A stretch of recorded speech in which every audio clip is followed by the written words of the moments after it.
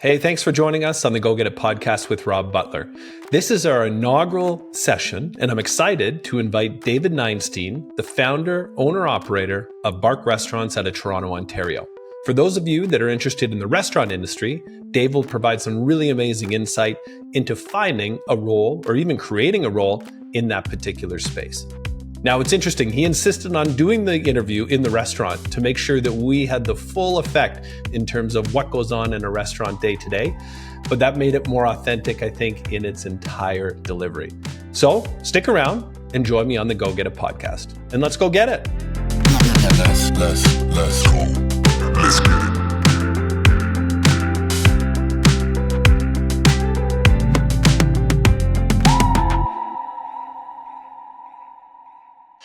So David Neinstein, owner-operator of Barque Restaurant in Toronto in the Ronsonsville area. Dave, we're going to spend a few minutes together today. Now, the format we use for this podcast called Go Get It is I'm going to put you on the spot and see if you can come up with the first memory you might have of when we met.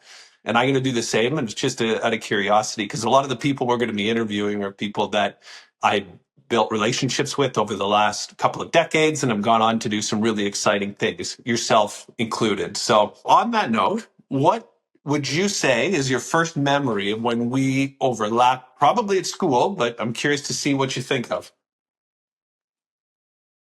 First time that you and I overlapped, that would have been September of 1999. Whoa, where were we?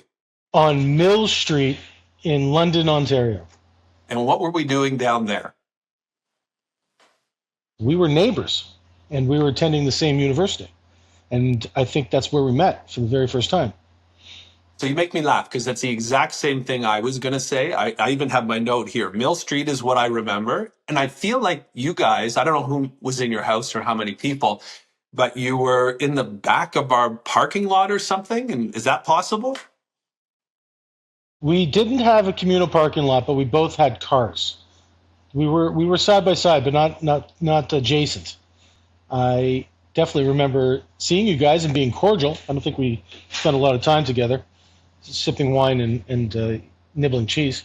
No, we should have been. We get to do that later on. I think it was later when we can. Yes, we certainly got to do that later on. Yeah, so for those tuning in, what we ended up doing, as Dave said, we were neighbors in our undergraduates, and unbeknownst to both of us, we both showed up at grad school, and on the first day, I remember there being two people that I recognized immediately, one being yourself, and then we were able to spend the next couple of years together at school. I remember it being a lot of fun in terms of our working group and our business team. Mm-hmm. A lot of personalities on that group, I can tell you. It was a great group, diverse, and lots of reasons to spend time with some people and lots of reasons not to spend time with others. Yeah, no, fair enough. And I remember some late nights too. But do you know what you taught me during those sessions? Did I teach you take what you want but eat what you take? No, I don't know that it's as eloquent as that. But what you did teach me is going into a presentation, how to actually deliver a story or deliver a message so that it was impactful. Because I do remember we're sitting there like 3 a.m. and our other colleagues were so fixated on whether that spreadsheet cell was big enough or small enough. And you'd said, what are we doing here? Like, this is not what's going to convince the audience that we've done a good job or actually present an idea or convince them of something. I remember it vividly, and I saw you in action 24 hours later actually presenting to the group. So I attribute a ton of what I'm able to do in my career, especially when it comes to these types of events. Now we're doing such digital work and virtual calls, but presentation stuff in front of bigger audiences. Going into school, I don't think I would have decided or thought that would have been a skill set of mine, but through your tips and your guidance, I've definitely been able to learn from it. That's awesome. That's a great memory. I'm so happy I had. That's so cool. I'm happy I had an impact on you. No, and even if it wasn't a formal tip that you gave me and that was just your experience and you were sharing, I've embraced it. I think it works really well. So thanks for that, Dave. You've helped me a lot in my career. With pleasure. So with pleasure. That being said, I've talked a lot. We're not here to talk about me. We're here to talk about you. I want you to share with anybody that's maybe looking to pursue a career as an owner operator in the restaurant industry. Now, I know you're located in downtown Toronto. Maybe it's a Canadian story that you can transfer across multiple provinces.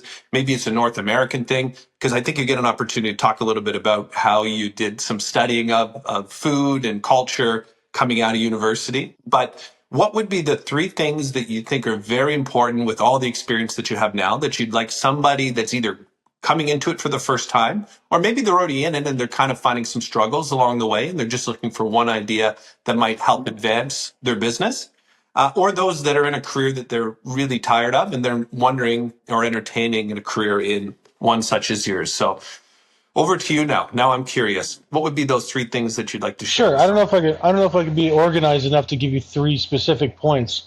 I'll try to limit it to three, but I'm not sure I can. But I can say the first one is an old adage: is to do what you like and you never have to work.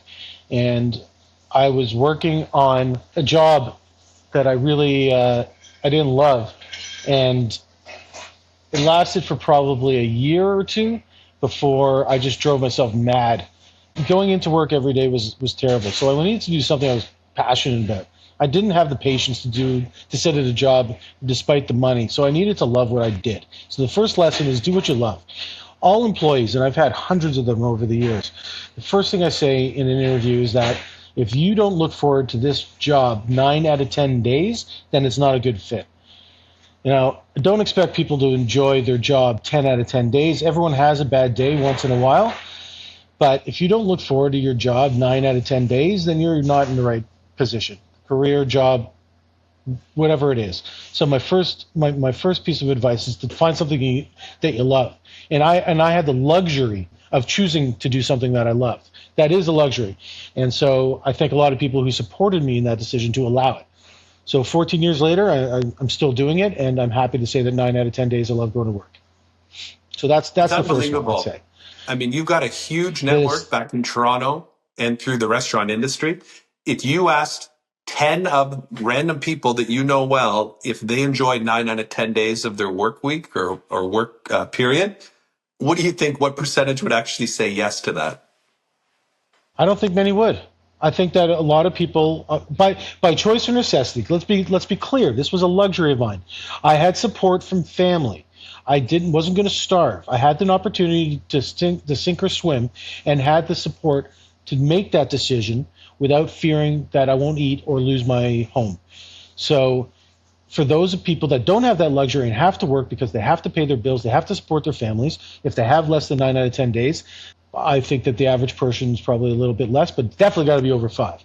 Anything under that is a fail.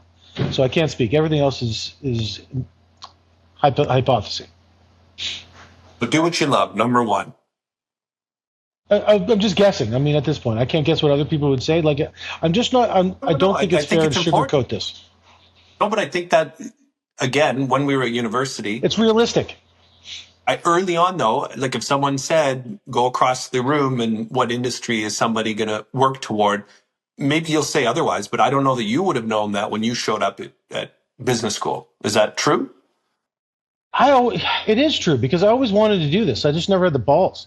I thought I had to go get a real job and a real career. I never thought that I'd hate my career so much that I'd have to do this. And so I went out and got hired out of business school at a job that I despised. I was at a 4 or 3 out of 10, probably even 2 out of 10 in my job. I was waiting for them to fire me, but I stayed in it. And at the same time, I wasn't even investigating alternatives. I had no motivation. And necessity forced me to wake up and say, what the hell are you doing with your life? It's a waste of everyone's time. So that's what drove me to it. Although I ultimately was confidence that prevented me from doing it initially. I knew in my heart's heart that out of business school, all I wanted was to do this. I just didn't have the guts. So number 2, what's the second thing people need to be thinking about, either in the restaurant industry or going out on their own as an entrepreneur? The bottom line, okay, so I would say the second thing is you got to have a product or a service that people actually want. So it's one thing to say I love to do X or Y, but if you're not great at it, you're not innovative, if you're not doing something that's original or something that drives people to you or your product, then you're starting with nothing. So I sat with a whiteboard and I was looking at writing down ideas of types of restaurants that I thought that I liked and people would like. And sorry, that's a caveat to point number two, which is that you got to get behind your own product. I knew that if I was going to I'm doing food, so I knew I had to want to eat my own food. I needed to want to consume my own products. And the more I was into it and the more I loved it, the better I would sell it. So I went and wrote down all these things that I loved, and then I wrote down all these things that I thought the city was missing. And in that Venn diagram, I came down to barbecue. At the time, there wasn't a lot of it in the city. Everyone likes to eat it. I like to eat it. And so I determined through that process that this was a product that both I could get behind and I thought the city could get behind. So do you think that's specific to the restaurant industry or really any product, Absolutely service? not. Yeah, no, it doesn't matter what you do. You could be in insurance, you could be in road repair. If you love doing it and there's a need or a demand in the market, then you're aligned. It's as simple as that. It does not matter. But you have to be good at it. You have to provide something that somebody else isn't, and you have to like doing it. So for me, it was a cuisine that I believed was missing in the area and one that I personally enjoyed and could get behind. I love my food. I eat it every day. It's something that I'm proud of. And if I don't love it, I don't put it on the menu. Simple as that. And so the other side of it is to make sure that you can make a product or a service that's excellent. And so this is where I went and did a year and a half of research to make sure that I was good at it.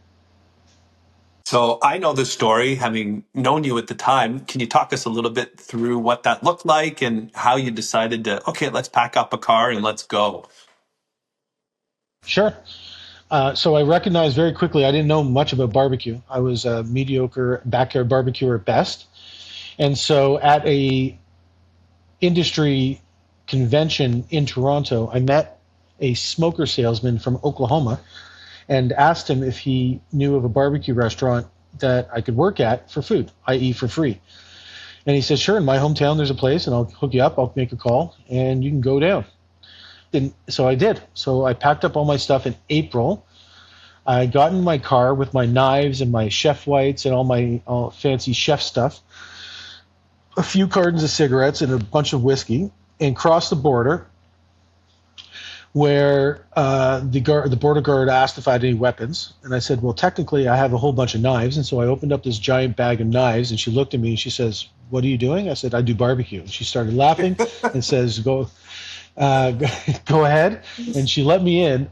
And so I drove, I don't know what the exact distance is, but I drove through, Ohio, Missouri, all the way down into the middle of Oklahoma.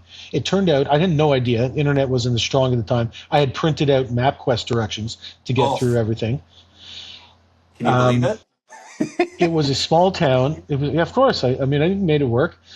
So this is the middle of nowhere. It was a town of 25,000 people. I thought, what the hell did I just do? I go into this town.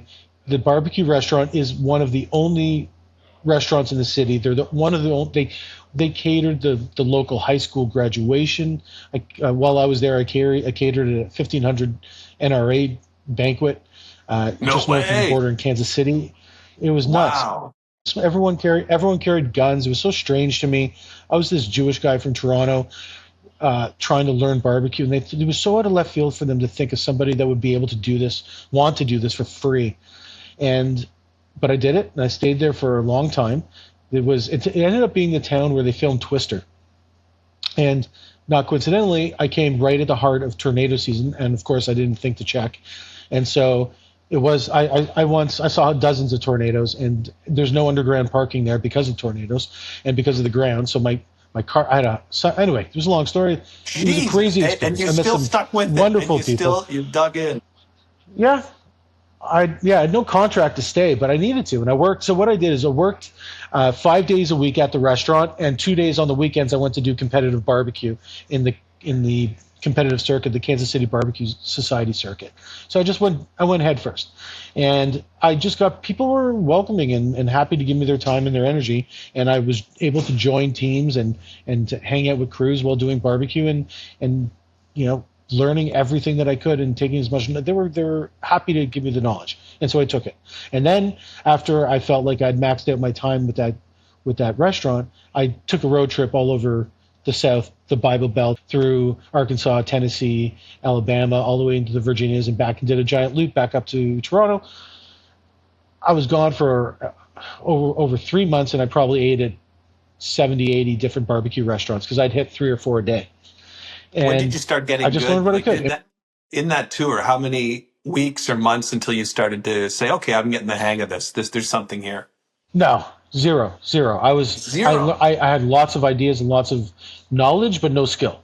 Skill came much, much later in the 10,000 hour range.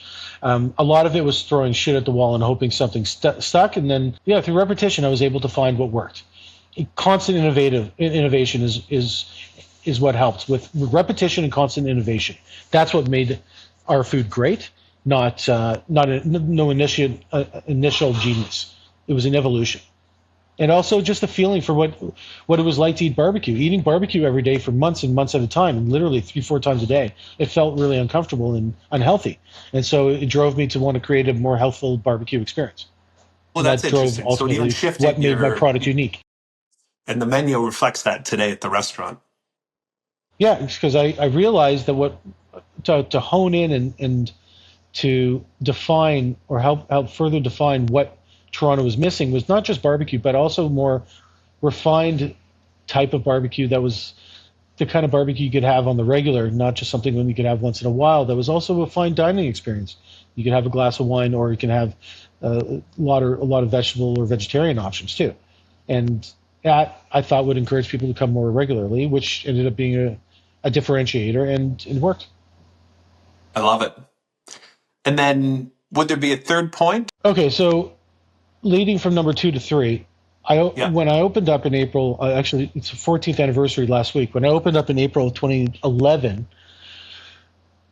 we hit it out of the park. We were lined up from the start. I couldn't keep up with demand. I couldn't keep up. There were lineups we were selling out every single day. Lunch, dinner. Then we did brunch. Then we started catering.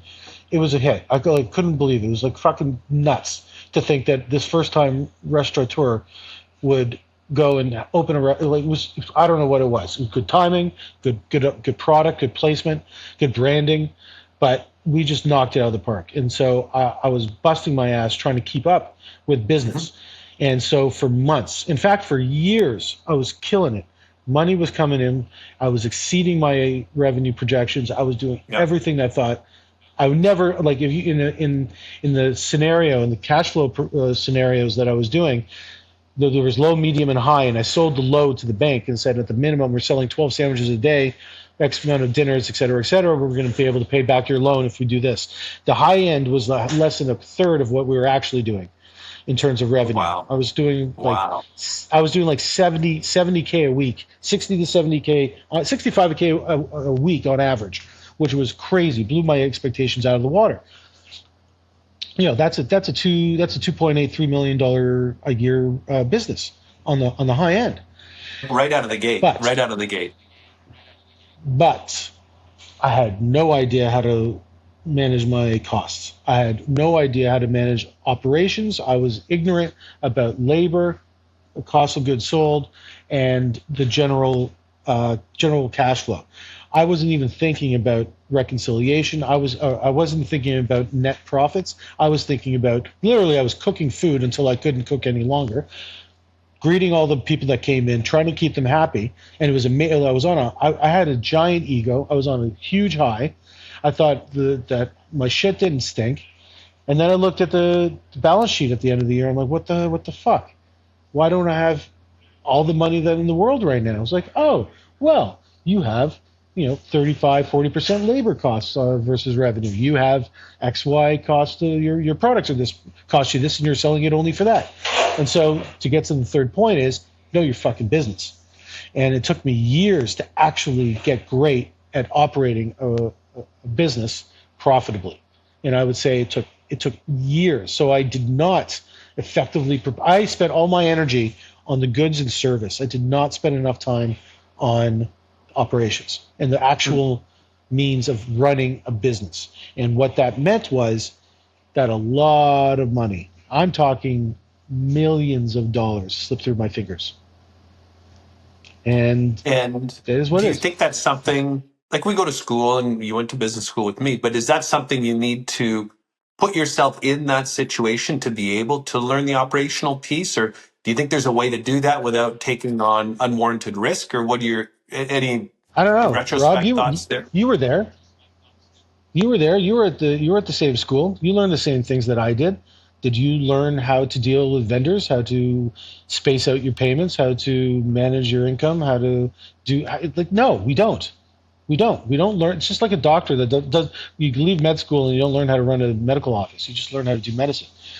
We were not prepared, despite the quantity of entrepreneurial classes and initiatives that we did at the faculty, which I believe are probably higher than the average business school. I think we focused a lot on entrepreneurship.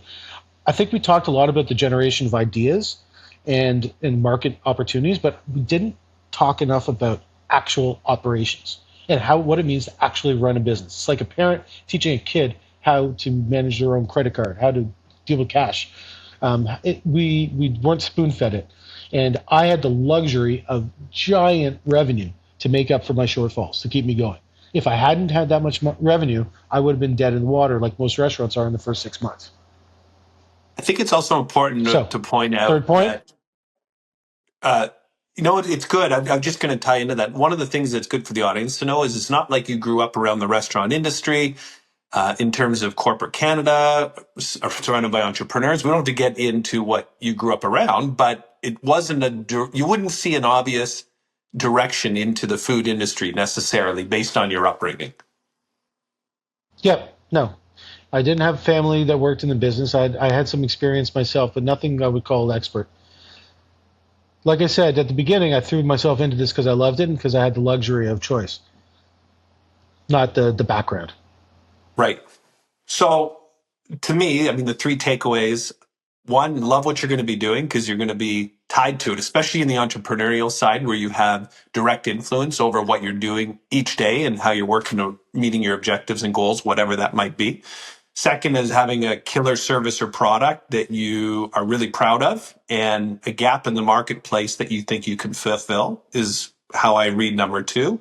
And then three is the operational piece. That one's interesting to me because I wonder if you can get your head around what it's actually going to be like before you do it, or you just need to, within reason, jump into it and kind of learn along the way. Maybe a bit of both. It's hard to predict that thing.